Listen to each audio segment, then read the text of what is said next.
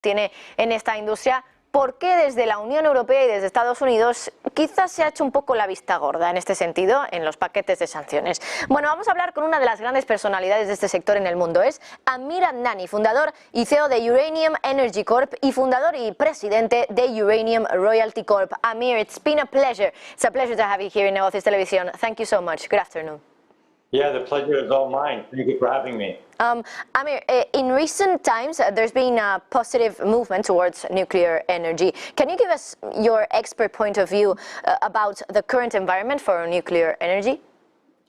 We're seeing the best acceptance of nuclear energy globally. And the opportunity here is for really providing emission-free, reliable energy with large scale and low cost. And this is being recognized globally by policymakers, governments, companies.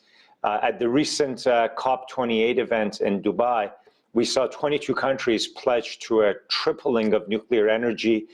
So it's unprecedented what we're seeing in terms of demand and growth. But the reality is we're living in a world today where we need more electricity because of all of our needs, from whether it's electric vehicles and from everyday use, or data centers that are needed to power artificial intelligence initiatives by big corporations. We need more electricity, but we also need to decarbonize and lower our emissions. And nuclear power can achieve both objectives. And I think that's why we're seeing this, again, unprecedented acceptance of nuclear energy and growth that's projected ahead of us. Amir, when we focus on nuclear energy, we have to speak about uranium. Almost 50% of the uranium is mined and enriched by Russian influence. Do you see that this is a real threat or a geopolitical weapon that Russia can use?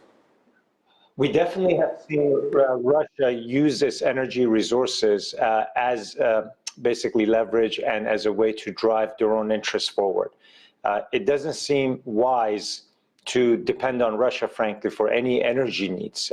We've sort of seen the issues with natural gas and other commodities over the last couple of years since Russia's invasion of Ukraine. And I think ultimately, any modern society, any modern healthcare system, transportation system requires energy, and it's better to have energy in your own backyard and basically be in control of your own destiny. And I think today, that's exactly the problem, and you touched on it, is we want to see more nuclear power for the reasons I talked about, but we don't have enough uranium, and we depend too much on Russia for uranium and nuclear fuel. Hopefully this issue can be addressed, and companies like mine are trying to address this by developing Western supplies of uranium. A lot of volatility is what we have seen recently in the price of uranium, from $20 per pound to $106 at the highs. Now it's back to 85. What do you see for uranium price now, and what is your expectation for 2024? Higher for longer. We're in a secular bull market for uranium right now. Uranium prices were very low when they were at $20 a pound, below the cost of production for many companies globally. And so the price was just not sustainable. It's gone from $20 to almost $100 this past earlier this year. And the uranium price today is at $85, so it's pulled back. But compared to where it was at $20, that's still a significant move. And I believe it's going to continue to go higher because we simply don't have enough uranium in the world right now to meet demand for existing reactors that are generating electricity, not to mention all the new reactors that are going to be built in the coming years. There are over 60 reactors under construction globally, and there are hundreds planned or proposed throughout the world. Of course, China is a very big player here as well. So what that means is we need uranium. We need uranium now. There is, like I said, a deficit right now in terms of how much uranium is consumed and how much is produced. And so uranium prices can go higher and stay higher for longer for many years.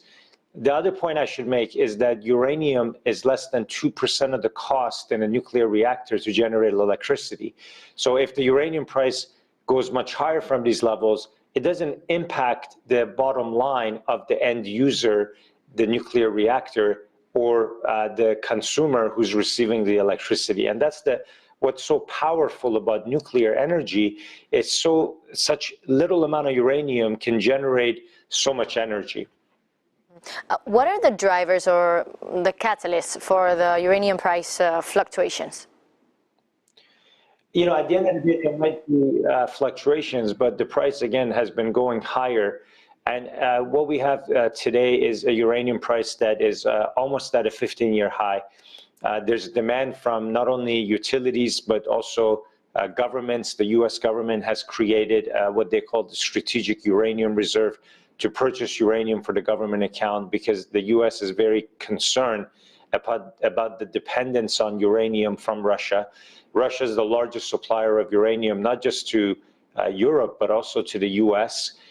And so we have really a variety of different types of buyers that are looking to accumulate uranium, utilities, governments, and then, of course, financial players as well that see a very strong investment case in uranium, and they're investing in uranium companies or uranium as a commodity. And so the market has become very multidimensional in terms of the buyers and sellers that are involved in it.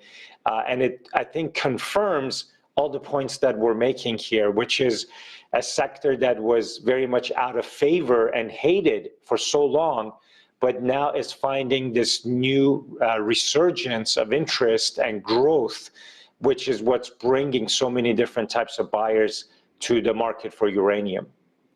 Amir, I also had another question to make to you, but I'm running out of time, so I won't be able to actually ask you about this. Amir Adnani, founder and CEO of Uranium Energy Corp and founder and chairman of Uranium Royalty Corp. It's been a pleasure to have you, and I'm sure that we'll speak after this another time, I'm sure. Thank you so much. Thank you. Bueno, pues entre otras cosas nos decía Amir Adnani.